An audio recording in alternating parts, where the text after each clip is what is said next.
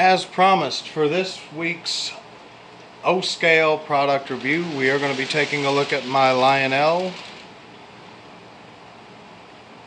Kasey Kahne number 9 expansion set. Now, I bought this a while back, I want to say 2010, and these were in the Lionel catalog in 2006 and 2007. Lionel went kind of crazy, kind of NASCAR crazy that year. Who could blame them? They had just won the contract to make all of the die casts for NASCAR, so all the die cast vehicles and whatnot for NASCAR. So this expansion set came with the 3 freight cars that you see pictured here, well, that you saw just a moment ago, plus 4 sections of Lionel's 10-inch straight fast track. The fast track is in use on the railroad somewhere, most likely, and the packaging is long gone. Like I said, I got these in 2010. I bought them on sale from trainworld.com. That's been several moves and Lord knows how many trash pickups ago. So to start off with, you have this double deck auto rack. I can't remember what it is Lionel calls it, but it's based off of their traditional post-war design of auto rack.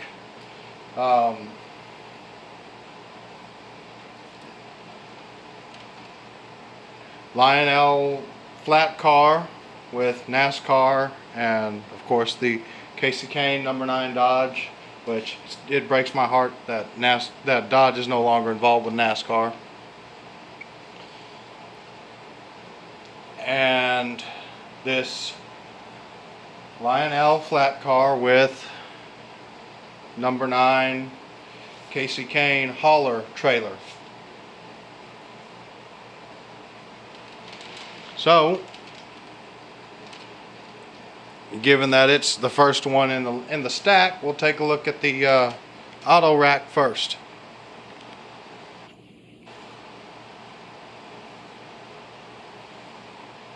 I love O-Scale trains. They're just so easy to do product reviews on, and my camera is not so difficult about it.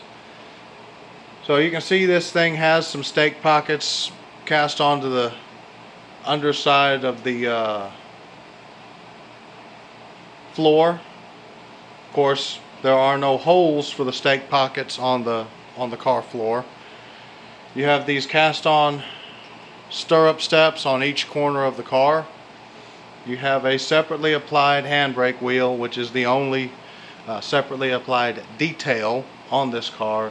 The rack itself is stamped sheet metal. It's all one piece, and it is a separate part, but it's not a detail part, it's a body part. Actually, I take it back. The supports are one piece with the floor, and this top floor is a second piece. I can see the little tabs, which you guys will see later. You have the handbrake rod and chain leading up to the handbrake wheel. You have these built by Lionel 2006. Nice Dodge decal here, and you have some fairly decent rivet detailing on each of the ribs on the side of the car frame. You have Lionel's typical 100-ton roller bearing plastic 027 type trucks, and on each end of the car you'll find plastic magnetic operating knuckle couplers. If we turn this thing over, on its underside, you'll see there is no detailing to speak of other than a scant little bit of an attempt at underframe detailing, which is what you would expect from an 027 type freight car, which that's what this is, an 027 type freight car. You can see the sheet metal locking tabs for the auto rack body, metal free rolling wheels, and you can see the magnetic disc here for the magnetic uncoupling couplers, which are designed to operate when used with a Lionel uncoupling track section or similar product. If you don't have that and you want to uncouple the car anyway, you can use these little tabs on the side of the car. Looking at the top of this thing, you can see that there is some treading stamped into the sheet metal, and you can see the locking tabs that hold the top floor of the auto rack to the rest of the car, to the rest of the rack body. Looking at one end of this thing, you have some cast on grab irons here, and of course the coupler. So, pretty cool little car. Let's take a look at the flat car.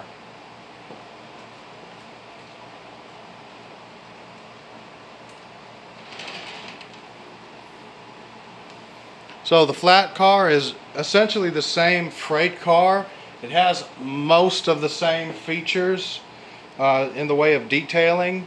As the auto rack, the only difference is it doesn't have the auto rack body. The car itself is black rather than molded in red plastic like the auto rack, and it has this little die-cast car on the deck of the car. You can see the NASCAR logo here, centered nicely, and it actually wraps around the ribs of the car's side panels very nicely. There's no cracking or flaking or anything like that. They did a very good job with wrapping that decal around there. This car is held in place with rubber bands. It can be taken off. I've never taken it off, because why would I, quite frankly? You can see the deck has a fairly decent amount of detailing with little rivets all throughout. You have the stake pockets along the side of the car. You have this simulated metal tread detailing here, non-slip tread detailing molded onto the top of the car. As with that auto rack, the underbody detailing is nothing to speak of, but you do have the little tabs for the rubber bands that secure the car in place. This freight car has the same type of magnetic operating knuckle couplers that the auto rack does.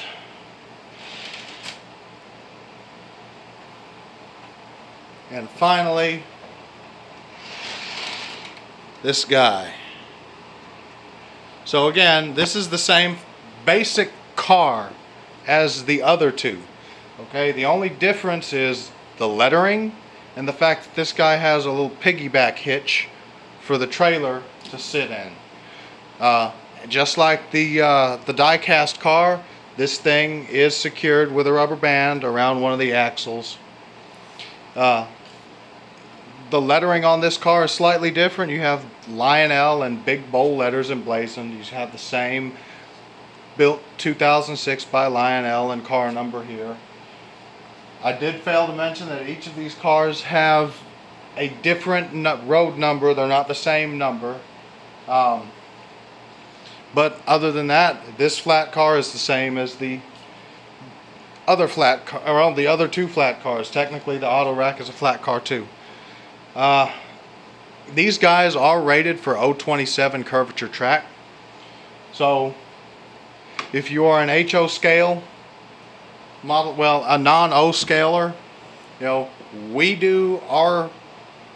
measure curvature of track by diameter. So the full, distance all the way across a circle of track.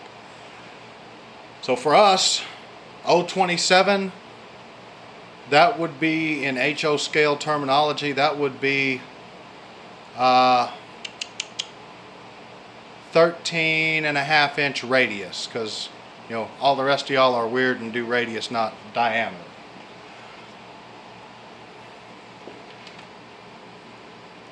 And here's a quick little demonstration, because I don't think I've done it before, on just how easily these couple up.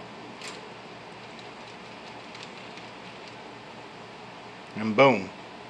Now I have a short train of NASCAR themed equipment on the South Texas Railroad assembled, along with the Lionel NASCAR GP38 and the matching NASCAR caboose. So we're going to send this guy around the railroad. We're going to couple up the locomotive and couple these cars up to the rest of the train and send this guy around the railroad. Now, given that these are meant to be able to operate on 027 curvature, the 072 curvature of main track number 1 on the South Texas Railroad here is going to be absolutely no problem for these guys. But I just want you to be able to see what it looks like going around the track. Even though these have been featured in several videos already, I figure, what the heck, I've never done an actual proper review on these. So let's get to it.